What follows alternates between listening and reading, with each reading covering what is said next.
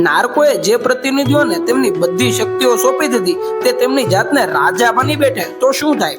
1970 જયપ્રકાશ આંદોલન દરમિયાન આમાંના 2 પ્રતિનિધિ રહ્યા નહીં અને ગદ્દી છોડી દોનો લોકપ્રિય નારે આ પીડાને અભિવ્યક્ત કરે છે. એ જ દરમિયાન આ માંગ પણ ઉઠી કે લોકતાંત્રિક પ્રણાલીમાં જો પ્રતિનિધિ વાપસીની વ્યવસ્થા હોવી જોઈએ. જો નાગરિકોનો મોટો ભાગ એમના ચૂંટાયેલા પ્રતિનિધિઓ પરથી વિશ્વાસ ગુમાવી દે તો એને પાછો બોલાવવાનો હક હોય. જોકે જે દેશમાં મોટા ભાગની વસ્તીને લોકતાંત્રિક પ્રણાલીમાંથી જ વિશ્વાસ ગુમાવી દીધો હોય ત્યાં આવી કોઈ પદ્ધતિ લાગુ કરવી આસાન હોતી નથી. જો કોઈ રીતે પ્રતિનિધિ પરત લાગુ થઈ જાય તો જટિલતામાં જ વધારો. આનાથી શાસનની દશા અને દિશા કદાચ જે મૌલિક પરિવર્તન જોવા મળે. કારણ એ છે કે કરોડો નાગરિક માત્ર પ્રેક્ષક શાસિત બનીને પોતાની બધી સત્તા અને આકાંક્ષાઓ એક વ્યક્તિને સમર્પિત કરી બેઠા હોય છે.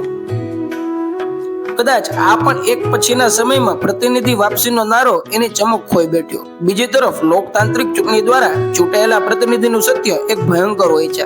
જનતાની શક્તિનું પ્રતિનિધિત્વ કરવા વાળા એક મોટા હિસ્સામાં નાગરિક પ્રત્યે જવાબદારી હોવાની ભાવના પૂરી રીતે જોવા મળતી નથી. જનતાનો પ્રતિનિધિત્વ આગલા 5 વર્ષ માટે પોતાની સત્તા સુરક્ષિત સમજે છે.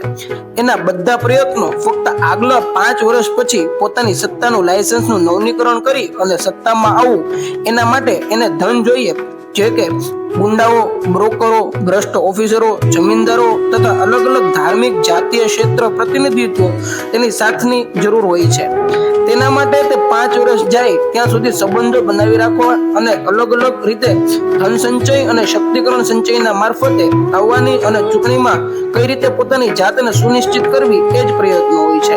આ રીતે તેની લાયકાત તેનાથી તેજીથી વધતી જાય છે. તેના આગળ લોકતંત્ર ટૂંકું પડતું જાય છે. ધીરે ધીરે તેની પત્ની, બાળકો, શાળા-શાળી, તેના કૂતરા અને બિલાડીઓ બધા વિવિધ લોકતાંત્રિક સંસ્થાઓ પર પોતાનો કબજો જમાવી બેઠા છે.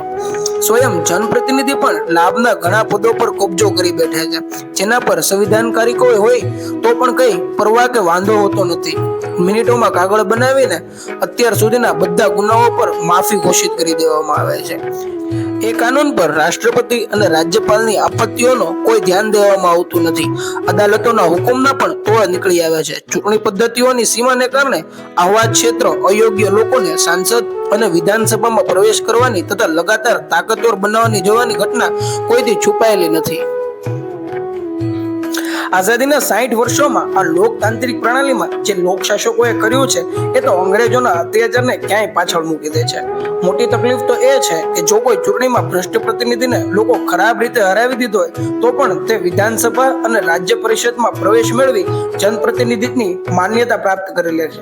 ચૂંટણીમાં હારેલા લોકો પણ મંત્રી પદ પર જોવા મળે છે. આ પ્રક્રિયામાં પૂંજી, પાર્ટી અને પાવરનો ખતરનાક સંબંધ મોટા પાયે જોવા મળે છે. રાજનૈતિક સંગઠનમાં લોકતાંત્રિક પ્રણાલી અને વિચારધારા સાથે સાથે પૂંજી, પાર્ટી અને પાવરનો સમન્વય ખૂબ ઊંચા સ્તર પર જોવા મળે છે. કોઈ પણ વ્યક્તિ જેમ તેમ કરી પૈસા ભેગા કરીને પાર્ટીમાં જોડાઈ જાય છે, પછી પૈસાના બળ પર ચૂંટણી પણ લડી રહી છે અને ચૂંટણી જીતીને સત્તા પર પણ આવી જાય છે. સત્તાના બળે ફરી પૈસા અને પાવર બંનેનો ઉપયોગ કરે છે.